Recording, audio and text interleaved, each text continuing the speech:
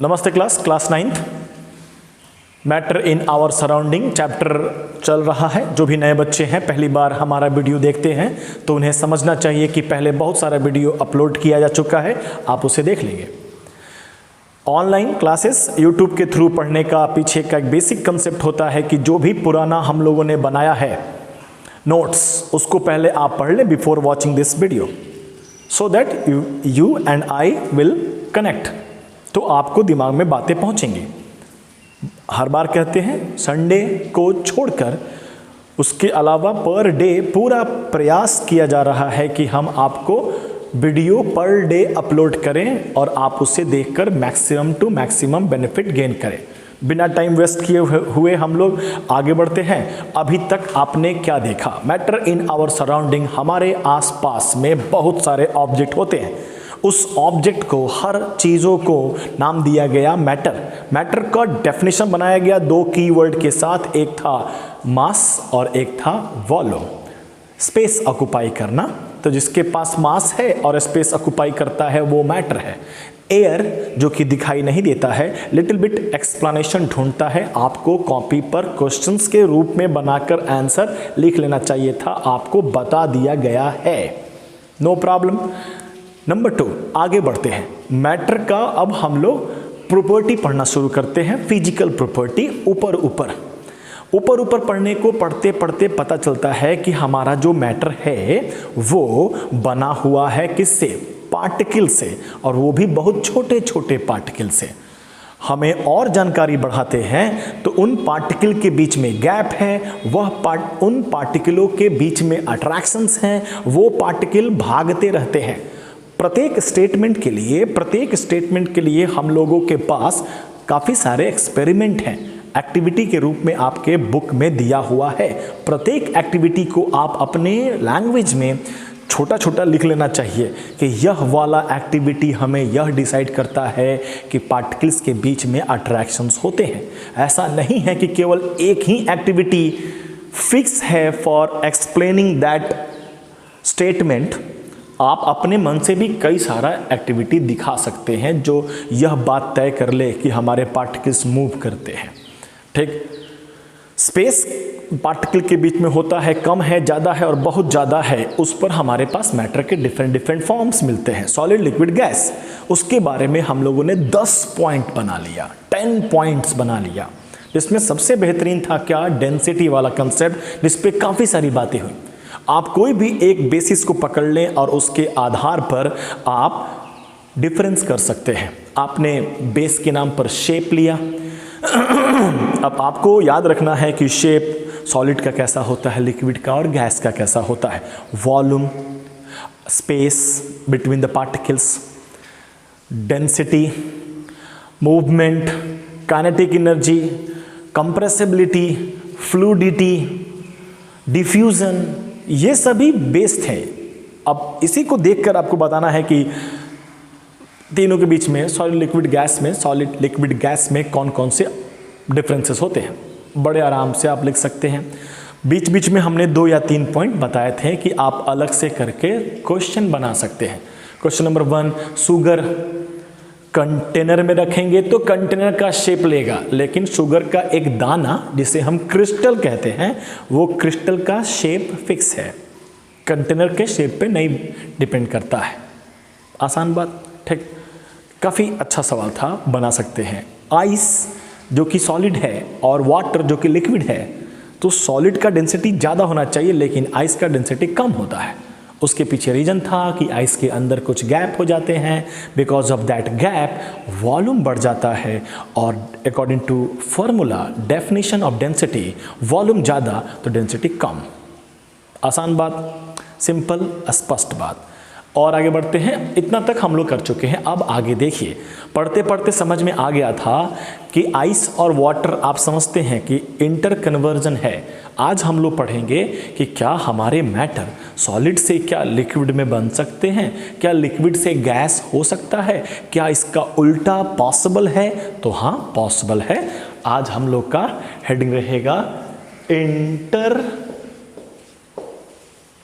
Conversion of matter. State of matter, of state of matter, inter conversion of state of matter आज हम लोग का concept है। ठीक, आसान बात कह रहे हैं, वेरी सिंपल।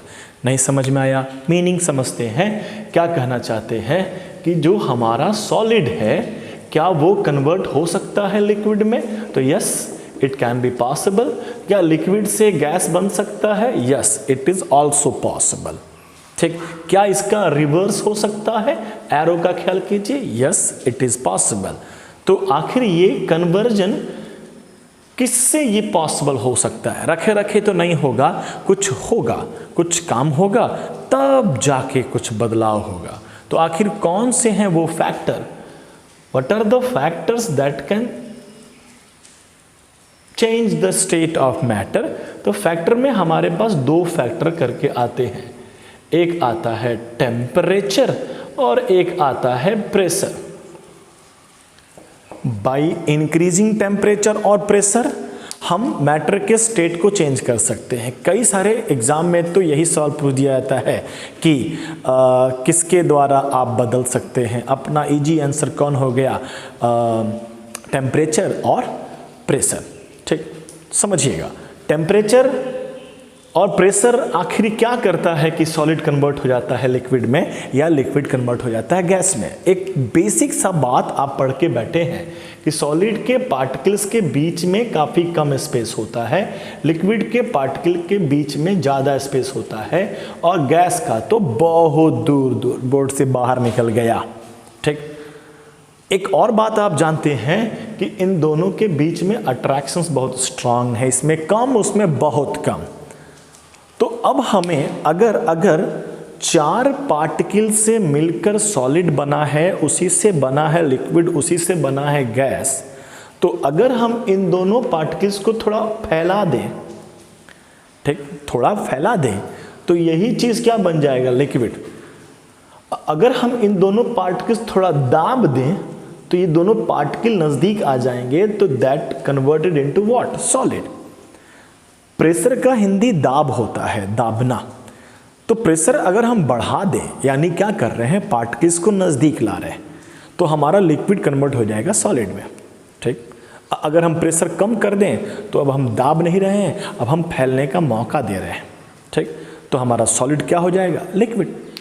टेम्परेचर, किसी को अगर एनर्जी देंगे, पुराना बात याद करो कि गर्म खाने का महक बहुत दूर तक जाता है ठंडा खाने के कंपेयर में। तो सोचो अगर हम इसे एनर्जी दे दें, टेम्परेचर प्योर एनर्जी है। अगर आपने टेम्परेचर 10 डिग्री सेल्सियस को सर्टेन अमाउंट ऑफ टेम्परेचर अगर आपने इसे दिया तो पार्टिकल्स भागने लगेंगे। पार्टिकल्स भागने का मतलब क्या हो गया? दूर होना। ठीक, तो हम टेम्परेचर अगर दे रहे हैं तो टेम्परेचर क्या करता है? पार्टिकल्स के काइनेटिक एनर्जी को और बढ़ा देता है। जलता हुआ अगरबत्ती का महक दूर तक जाता है, क्योंकि आप जलाए हैं, आपने उसमें एक्स्ट्रा पैसा दिया है, एक्स्ट्रा एनर्जी दिया है, तो वो दूर तक भागेगा। अब भागना मतलब स्टेट में चेंज हो जाएगा। ध्यान रहेगा, आसान बात कह रहे हैं। तो समझ में आपको ये आना चाहिए, इतना पढ़ना नहीं है, आप बस समझिए टेम्परेचर और प्रेशर से वी कैन चेंज। टेम्परेचर करता क्या है? तो पार्टिकल्स के बीच के गैप को बढ़ा देता है। उल्टा करेंगे, अगर आपने टेम्परेचर दिया है तो पार्टिकल्स के बीच का गैप बढ़ता है, भागते हैं हमारे पार्टिकल्स दूर दूर। अगर उल्टा करेंगे मतलब क्या? टेम्परेचर निकाल लेंगे तो शायद आपने एनर्जी कम कर दिया, और एनर्जी अगर कम किया तो पार्टिकल्स दूर दूर नहीं भागेंगे, नज़दीक आने लगेंगे। तो दोनों पॉसिबल है, दूर भगाना भी पॉसिबल है, नज़दीक लाना भी पॉसिबल है। सिर्फ वर्ड क्या इस्तेमाल करेंगे? टेम्परेचर बढ़ाए हैं और टेम्परेचर घटाए हैं। आसान बात। प्रेशर में भी यही बात है, दाब देंगे तो पार्टिकल्स नज़दीक आ जाएगा, अगर छोड़ देंगे तो पार्टिकल्स दूर दूर चले जाएंगे, तो हमारा सॉलिड लिक्विड गैस कन्वर्ट होना स्टार्ट हो जाएगा। आसान बात। थोड़ा बात कर ले हम टेम्परेचर पे। तो टेम्परेचर को कैलकुलेट, क्योंकि इसी को थोड़ा ज़्यादा पढ़ाया गया है, कैलकुलेट किया जाता है। तो कोई भी चीज़ अगर मेज़र करेंगे, कोई भी चीज़ अगर कैलकुलेट करेंगे तो हम डाटा लिखेंगे कि टेम्परेचर कितना आया है? 10। सिर्फ 10 जो कि मैथमेटिकल वैल्यू है, कोई मीनिंग नहीं रखता है। फिजिक्स में इस बात को पढ़ाया जाएगा कि अगर आपने 10 लिखा और आपने आगे लिख दिया सेकंड, तो आप समझ गए बाय पुटिंग दिस सेकंड कि ये टाइम के बारे में बात है। अगर आप 10 के आगे मीटर लिख देते हैं तो आप समझ गए लेंथ के बारे में बात है। आप 10 के आगे किलोग्राम लिख देते हैं तो ये मास के बारे में बात है। यानी इस 10 के साथ में जो आने वाला है ना, वो काफ़ी इंपॉर्टेंट है। वो आपको बताएगा कि वो एक्चुअली क्या है। ठीक, हम 10 मीटर के जगह पर 10 किलोमीटर भी लिख सकते थे, 10 सेंटीमीटर भी लिख सकते थे। तो कई तरह के इसे हम लोग यूनिट कहते हैं। ठीक, तो कई तरह के यूनिट होते हैं। फिलहाल अभी इसमें मेहनत नहीं करना है, हमें बस जान लेना है कि क्या हमारा टेम्परेचर जो कैलकुलेट करेंगे किस में आखिर कैलकुलेट करेंगे। तो जो कैलकुलेट करके हम निकालेंगे तो उसके बहुत सारे यूनिट हैं। यूनिट में भी कई तरह के होते हैं unit, SI unit, CGS unit, मतलब साइंटिस्ट लोग का एक समूह जो मानता है कि लेंथ को मीटर में नापेंगे। कोई कहा नहीं हम लोग किलोमीटर में नापेंगे, कोई कहा नहीं हम सेंटीमीटर में नापेंगे। तो अपना अपना ग्रुप बनते गया, ग्रुप का नाम रख दिया गया, उसके अकॉर्डिंग यूनिट बनने लगा। हम लोग ज़्यादातर एसआई यूनिट पढ़ते हैं, ठीक, जिसमें लेंथ को मीटर में नापा जाता है। सीजीएस करेंगे तो सेंटीमीटर। कुछ ऐसे हैं, देखिए थोड़ा भारी जा रहा है लेकिन ध्यान दीजिएगा, फिर इसकी बात कर रहे हैं। यूनिट में कई तरह के नाम होते हैं।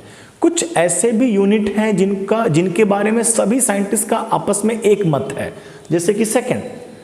एसआई वाले मतलब इस ग्रुप में आने वाले साइंटिस्ट भी टाइम को सेकंड में नापते हैं, इस ग्रुप में आने वाले भी टाइम को सेकंड में ही नापते हैं। लेकिन मीटर के और सेंटीमीटर में ख्याल अलग अलग है, किलोग्राम और ग्राम में ख्याल अलग अलग है इन दोनों टीम का। ठीक, लेकिन टेम्परेचर में भी ये दोनों टीम केल्विन,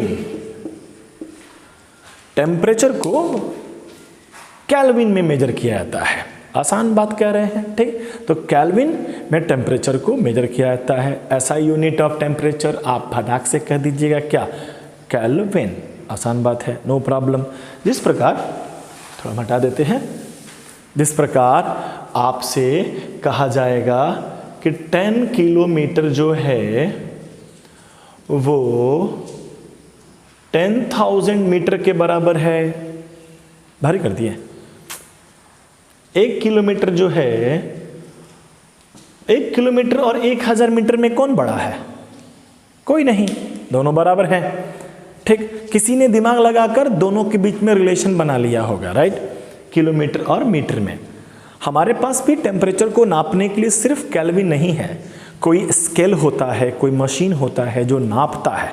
ठीक, कोई मशीन केल्विन में नापता है, तो अदर यूनिट भी हमारे पास पड़े हुए हैं। अदर यूनिट भी हैं। किसके अदर यूनिट है हमारे पास? टेम्परेचर के। डिग्री सेल्सियस, एक छोटा सा पॉइंट जीरो बनाकर सी लिखते हैं, डिग्री सेल्सियस। थोड़ा सा गुणा भाग की बात कर लेंगे हम लोग, जोड़ घटाव की बात कर लेंगे। डिग्री सेल्सियस में भी हम टेम्परेचर नाप सकते हैं, जो जनरली हम लोगों को सुनने में आता है कि टेम्परेचर 50 डिग्री सेल्सियस हो गया, ऐसा सुनने को खूब आता है, ये काफ़ी कॉमन है। और केल्विन साइंटिफिक लैब में करने के लिए इस्तेमाल किया जाता है। जैसे मीटर और किलोमीटर में रिलेशन होता है कि 1 किलोमीटर 1000 मीटर के बराबर होता है, तो उसी प्रकार कुछ ना कुछ तो रिलेशन होगा ना, कि 10 केल्विन कितने डिग्री सेल्सियस के बराबर होता है, 1 केल्विन कितने डिग्री सेल्सियस के बराबर होता है, या 1 डिग्री सेल्सियस कितने केल्विन के बराबर होता है। ऐसा जरूर कुछ ना कुछ होता होगा। तो उसी को लेते हुए ज़्यादा हम लोग मेहनत नहीं करेंगे। जो रिलेशन होता है, दिख रहा है यहाँ पर, हाँ, जो रिलेशन होता है उसको हम फटाक से लिख देते हैं करके अपने हिसाब से, ठीक है। तो अगर हम कह दें, एक रिलेशन दे रहे हैं हम आपको, किसके किसके बीच में? डिग्री सेल्सियस और केल्विन के बीच में। अगर एस TEM P टेम्परेचर समझ लीजिएगा इन केल्विन।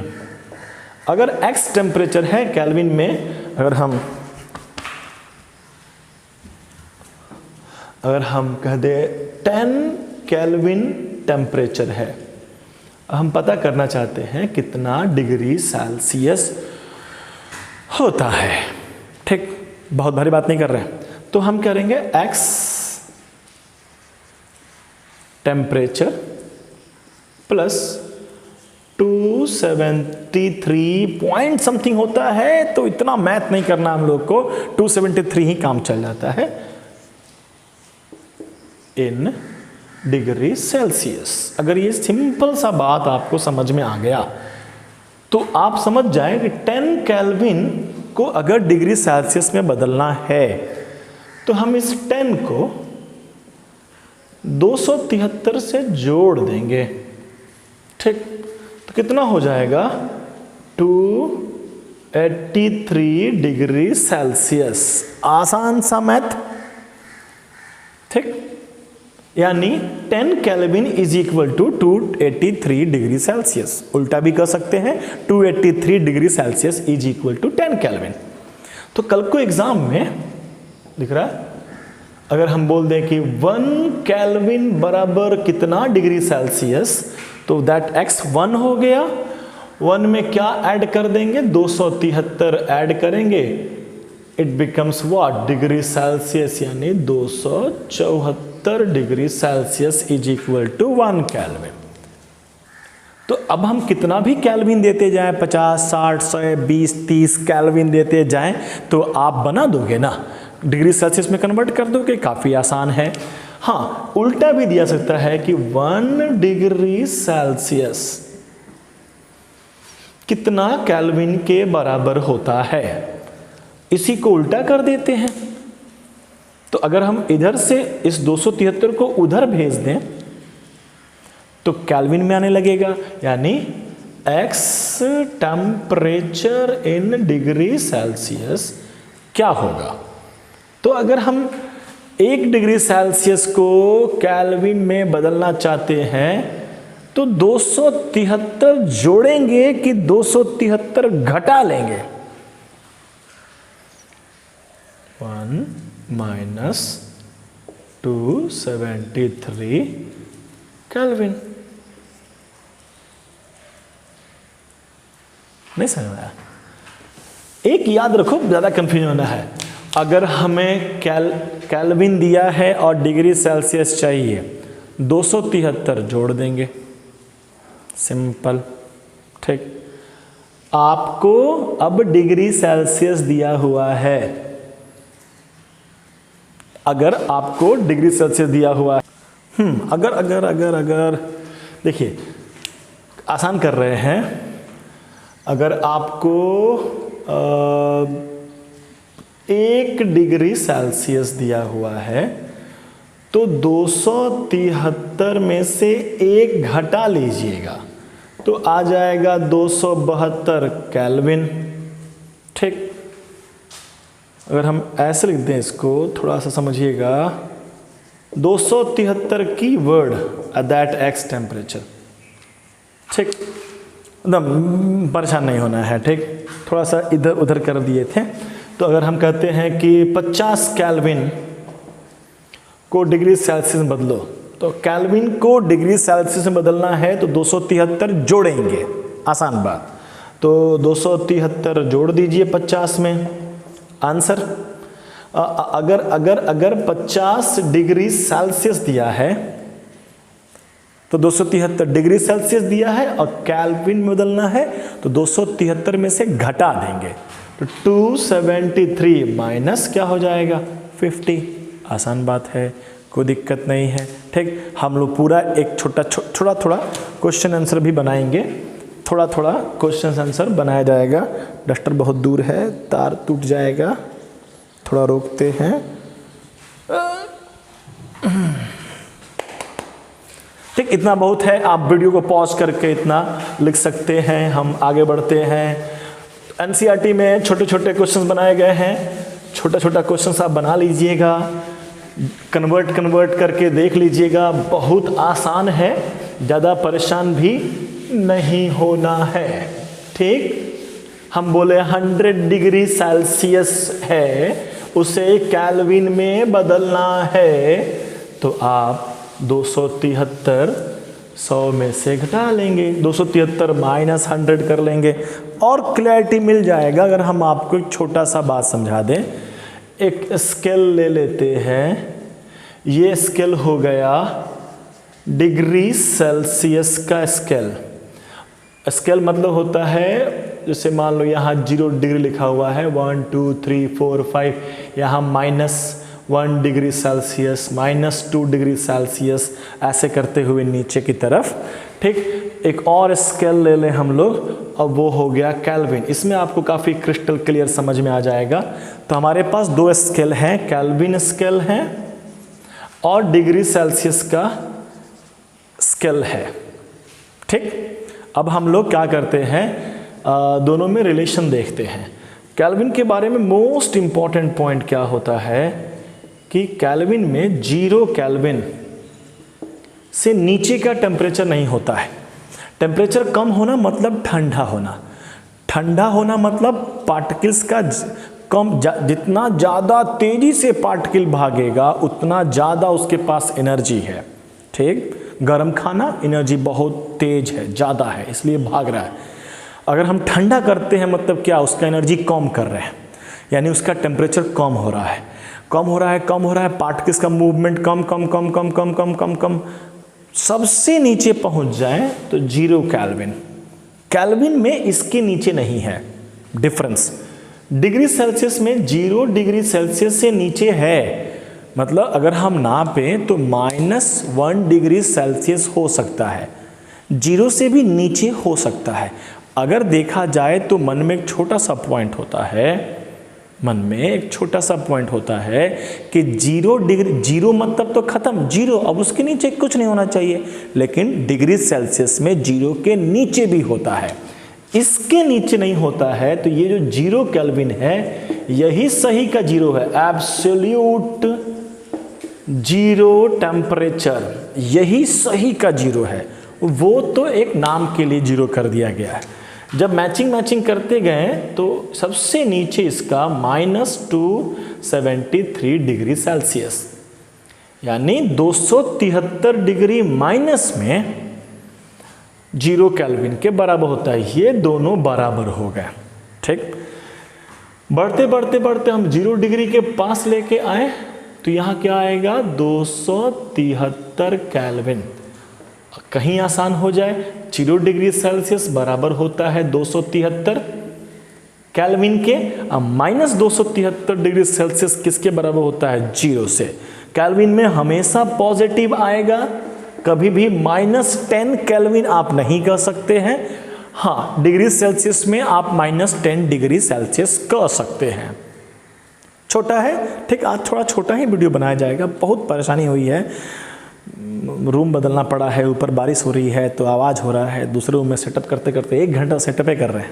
ठीक है, अब जाके फाइनल हुआ है, इसमें भी तकलीफ़ें हो रहा है, लाइट वाइट का थोड़ा इश्यू हो रहा है। चलो कोई बात नहीं, तो ये समझ गए आप। अब थोड़ा ये बात करें कि सर क्यों नहीं, इसके नीचे क्यों नहीं कर लेते हैं। -273 डिग्री सेल्सियस करिए दिए हो और नीचे करो। ध्यान दीजिएगा, लास्ट टाइम बता रहे हैं, एक बार अभी बोले। देखिए, ये पार्टिकल्स हैं, ये भागते हैं, तब तक भागते हैं जब तक उनके पास एनर्जी होता है, काइनेटिक एनर्जी। काइनेटिक एनर्जी कहाँ भाग रहे हैं, एनर्जी कम करना, उनका मूवमेंट स्लो होना, मूवमेंट स्लो होना, उल्टा जोड़ो, एनर्जी कम होना, एनर्जी कम होना, मूवमेंट स्लो होना, टेम्परेचर कम कर रहे हैं। ठीक, वाटर जो कि फ्लो कर रहा था, आंख से दिख रहा था कि भाग रहे हैं, हम ठंडा कर देते हैं तो वो बर्फ़ बन जाता है, आंख से दिखता है कि वो रुक गए हैं। हालांकि अंदर के लेवल पे देखें तो उसके पार्टिकल्स मूव कर रहे हैं, अभी भी मूव कर रहे हैं, मतलब अभी भी एनर्जी है। हम और टेम्परेचर कम करते हैं, यानी उसका एनर्जी और निकालते हैं तो उनका मूवमेंट और धीरे हो गया।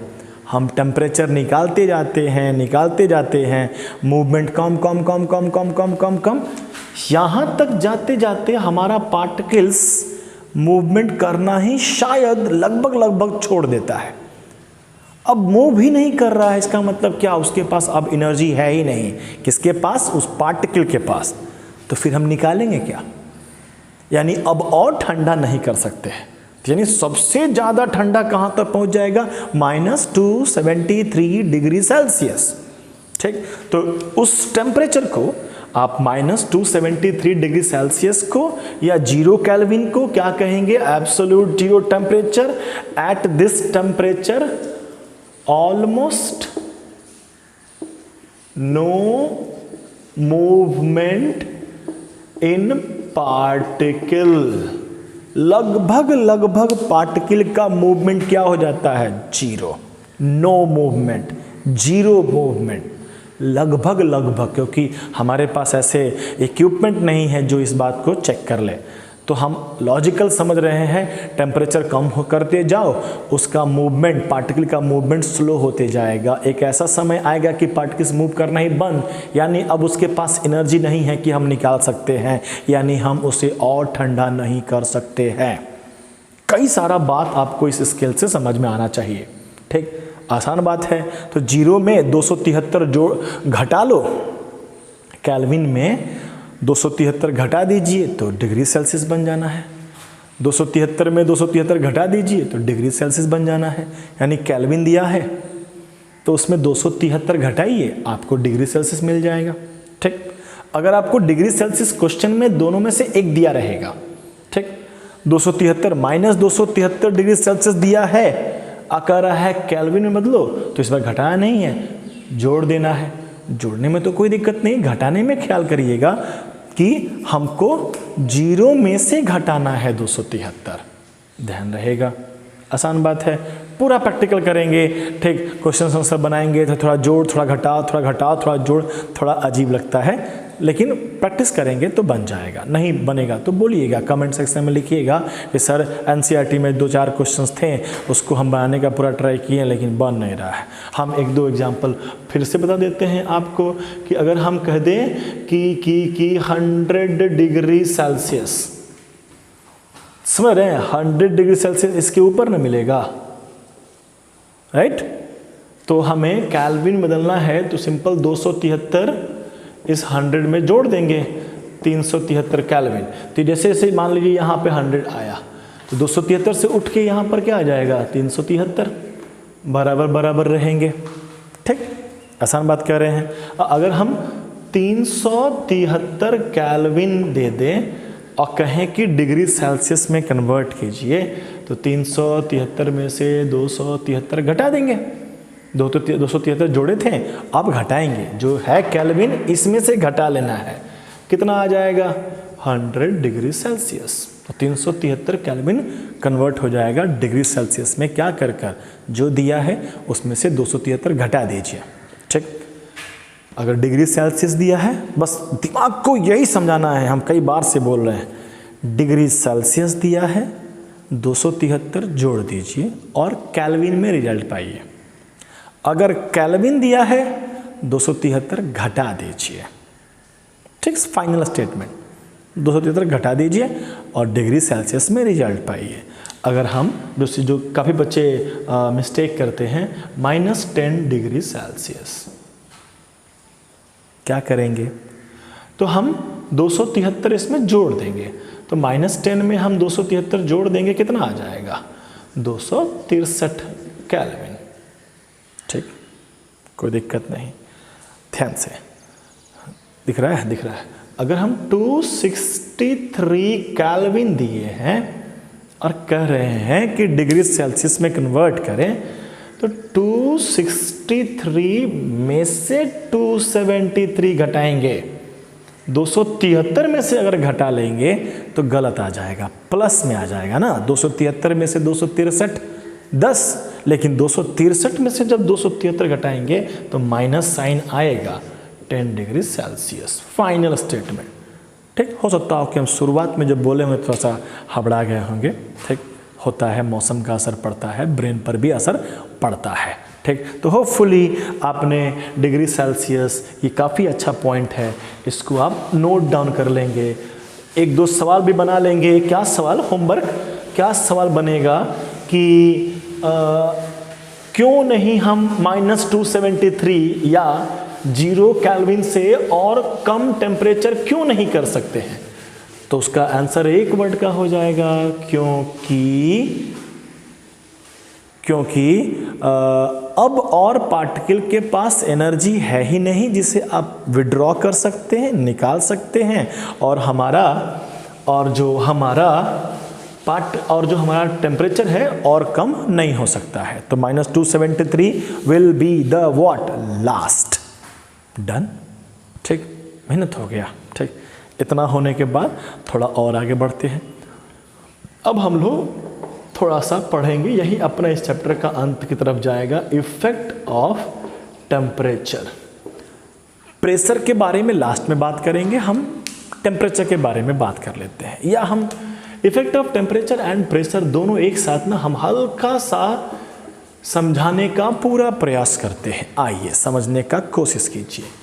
अगर ये सॉलिड है, यानी इसके पार्टिकल्स काफ़ी नज़दीक हैं, और हम चाहते हैं कि इसके पार्टिकल्स दूर दूर हो जाए, तो उसके लिए हमारे पास तरीका नंबर 1 है टेम्परेचर। तो हमने टेम्परेचर लिया, हमने टेम्परेचर इंक्रीज कर दिया। एरो पे काफ़ी ख्याल कीजिएगा, अगर हम टेम्परेचर बढ़ाते हैं तो सॉलिड किस में कन्वर्ट हो जाएगा, लिक्विड में। अगर हम एरो देख रहे हैं, इधर की तरफ डिक्रीज करते हैं तो इधर की तरफ क्या हुआ, लिक्विड कन्वर्ट किस में हो जाएगा, सॉलिड में। तो काफ़ी आसान सा आपको तरीका मिल गया। क्वेश्चंस पूछे जाएंगे, बहुत भारी सवाल, कि आइस को वाटर में कन्वर्ट करना है, गर्माओगे कि ठंडाओगे, बहुत भारी सवाल है, इसका जवाब हम नहीं देंगे। ठीक, आप देख लो, ना आए तो ज़रूर पूछिएगा। और बात करें, अब हम प्रेशर की बात करते हैं। प्रेशर, टेम्परेचर अगर इंक्रीज करते हैं तो इधर की तरफ सॉलिड से लिक्विड, ध्यान दीजिएगा, हम प्रेशर को डिक्रीज करके इधर वाला काम करते हैं। मतलब जो टेम्परेचर करता है बढ़कर, प्रेशर घट के करता है। ये थोड़ा नहीं समझ में आएगा, हम इधर करते हैं। अगर हम प्रेशर को इंक्रीज कर दें, प्रेशर अगर हाई हुआ तो ये एरो बताता है कि लिक्विड किस में कन्वर्ट हो जाएगा, सॉलिड में, जो कि काफ़ी आसान है समझना कि पार्टिकल्स बहुत दूर दूर पे थे, हमने प्रेशर को बढ़ा दिया। प्रेशर बढ़ाना मतलब दाब दिया, हम जैसे दाबेंगे तो पार्टिकल्स नज़दीक नज़दीक आ जाएंगे, ये वाला कन्फर्मेशन एक्वायर होगा, तो हमारा लिक्विड किस में कन्वर्ट हो जाएगा, सॉलिड में। ठीक, ये तो उल्टा हुआ ना, टेम्परेचर के घटने से जो काम होता था, प्रेशर के बढ़ने से वो काम हो रहा है। एकदम आराम से पढ़िएगा, टेम्परेचर के बढ़ने से सॉलिड से लिक्विड बनता है, तो प्रेशर के घटने से सॉलिड लिक्विड में कन्वर्ट होता है। यानी प्रेशर और टेम्परेचर का जो रिलेशन है ना, वो उल्टा है। टेम्परेचर के बढ़ने से जो काम होता है, प्रेशर के घटने से वो काम होता है, सेम। ठीक, कोई दिक्कत, आसान बात कह रहे हैं। हम यही चीज़ एक बार और फिर से एरो करते हैं, लिक्विड से गैस बनाना है, तो ये काम में भी हम T फॉर टेम्परेचर क्या करेंगे, हाई करेंगे। टेम्परेचर अगर हाई करेंगे तो लिक्विड किस में कन्वर्ट हो जाएगा, गैस में। तो अगर हमको प्रेशर से सोचना हो कि लिक्विड से गैस बनाना है, तो प्रेशर को हाई करना पड़ेगा कि लो करना पड़ेगा, उल्टा है ना, तो लो करना पड़ेगा। थोड़ा भाषा बदल रहे हैं, अब डिक्रीज ना करके क्या कर रहे हैं, लो। अगर हम गैस से लिक्विड बनाते हैं तो टेम्परेचर को क्या करना पड़ेगा, लो, कम करना पड़ेगा। टेम्परेचर कम करके हम क्या कर दिए, गैस को लिक्विड में कन्वर्ट कर दिए। अगर यही काम हमें प्रेशर की मदद से करना होगा तो प्रेशर को क्या करना पड़ेगा, हाई। ठीक, सेम बात को दोहराया गया है। जो बातें सॉलिड से लिक्विड में हो रही है, वही बातें लिक्विड से गैस में भी होती है। आसान बात है, कोई दिक्कत नहीं। ठीक, तो अगर हम ओवरऑल बात कर लें कि जैसे जैसे आप प्रेशर बढ़ाते हैं, प्रेशर बढ़ रहा है, तो प्रेशर बढ़ा के हम गैस को लिक्विड, लिक्विड को सॉलिड में कन्वर्ट करते हैं। इसका उल्टा भी पॉसिबल है। टेम्परेचर जैसे जैसे बढ़ाते हैं तो सॉलिड से लिक्विड, लिक्विड से गैस बनता है। तो प्रेशर और टेम्परेचर से जो हो रहा है वो एक दूसरे के अपोजिट हो रहा है, ठीक। तो प्रेशर और टेम्परेचर आपस में एक दूसरे को डिस्टर्ब करते हैं। हमको आगे सिर्फ टेम्परेचर के बारे में पढ़ना है, तो हम प्रेशर के बारे में बात नहीं करेंगे। हम जब भी टेम्परेचर की बात करेंगे तो हम मन में मान लेंगे कि प्रेशर में कोई बदलाव नहीं हो रहा है। आप समझ रहे हो, प्रेशर में अगर बदलाव होगा तो वह भी असर डालेगा। तो हम प्रेशर को बार बार आगे चलकर जो भी डेफिनेशन आने वाला है उसमें प्रेशर कांस्टेंट ऐसे वर्ड करेंगे। कांस्टेंट मतलब बदलेगा नहीं प्रेशर। अगर प्रेशर चेंज होगा तो देख रहे हैं प्रेशर चेंज से क्या क्या फर्क पड़ता है, ठीक। ये भी बड़े क्लास में एक अच्छा सा इक्वेशन होता है। एक लास्ट बात कर ले, आज के क्लास का लास्ट बात कर लिया जाए। अगर हम एनर्जी की बात करें, ओवरऑल एनर्जी, टेम्परेचर से एनर्जी समझ में आएगा, ठीक। सो अगर आइस है, वाटर बन गया, सबसे बेस्ट एग्जांपल है, और स्टीम भाप बन गया, तो आपसे पूछा जाए सबसे ज्यादा किसका पार्टिकल तेजी से भाग रहा होगा? ऑब्वियस स्टीम का। तो क्या आप इससे एक बात रिलेट कर सकते हैं कि तब तो सबसे ज़्यादा अगर भाग रहा है तो सबसे ज़्यादा काइनेटिक एनर्जी भी होगा। तो ये जो चेंजिंग है एनर्जी, जैसे जैसे आप टेम्परेचर से कर लो या प्रेशर से कर लो, सॉलिड कन्वर्ट हुआ लिक्विड में, तो सॉलिड के कंपेयर में लिक्विड के पार्टिकल का एनर्जी बढ़ जाएगा। अगर लिक्विड से कन्वर्ट हुआ गैस में, आप चाहे टेम्परेचर से करो चाहे प्रेशर से करो, गैस का एनर्जी बढ़ जाएगा। तो कभी कभी बहुत अच्छा सवाल पूछा जाता है कि मैटर के कौन से फॉर्म का एनर्जी हाईएस्ट होता है? Gaseous form. एक ही मैटर का H2O एक ही मैटर है, दूसरे मैटर से कंपेयर नहीं कर रहे हैं, ठीक। उल्टा सवाल ये पूछ सकते हैं कि मैटर के कौन से स्टेट का एनर्जी सबसे कम होता है? सॉलिड का, ठीक। उसी से जोड़ भी देंगे, एनर्जी कम है तभी तो उसका पार्टिकल का मूवमेंट बहुत कम है और सॉलिड हमारा फ्लो वगैरह नहीं करता है। आसान बात रहेगा, ठीक। ध्यान रहेगा, इस वीडियो को रोक के हम लोग देखेंगे, एक बार दो बार देखेंगे, कंसेप्ट क्लियर होना चाहिए, ठीक। आपके एनसीईआरटी के इन टेक्स्ट में जो भी दिया हुआ है क्वेश्चंस वगैरह, उसको भी आप बनाना शुरू कर दीजिए, आपको बिल्कुल समझ में आ जाएगा कि हम कहाँ तक बढ़ गए। अब हम सिर्फ और सिर्फ टेम्परेचर की बात कर सॉलिड से लिक्विड में कन्वर्ट कर बहुत सारी बातों को ध्यान देंगे। काफ़ी टेक्निकल रहेगा, इसको आप क्लियर कर लीजिए। अगला क्लास हम लोग बड़े आराम से देखकर कंप्लीट कर सकते हैं। बहुत है, धन्यवाद। मिलते हैं अगले अपलोड जो कि कल होगा। आज मंडे है, कल ट्यूसडे आपको 8, 10, 15 तक वीडियो अपलोड हो ही जाएगा, ठीक। तो हम बोले ना बोले, आपको उसी समय आकर देखना स्टार्ट कर देना है, ठीक। मेरे साथ साथ मेरे समय पे आप देखिए, आपको बेनिफिट होगा, ज़रूर बेनिफिट होगा। आप रैंडमली कभी भी देखेंगे तो एक डिसिप्लिन नहीं बनता है। हम लोग डिसिप्लिन एक बना दें, डिसिप्लिन वाला ही कल को जाकर कुछ भी अचीव कर पाता है। रैंडम पढ़ लेना, सर पढ़ने ही से तो मतलब है नहीं, एक टाइम पे पढ़ने से मतलब होता है। सब लोग पढ़ाई कर रहे हैं, शुरुआत से कर रहे हैं कि हम लोग को समथिंग में आना है, कुछ में आना है, और कुछ जो भी है बच्चे वो कुछ ही हैं, सारे नहीं हैं।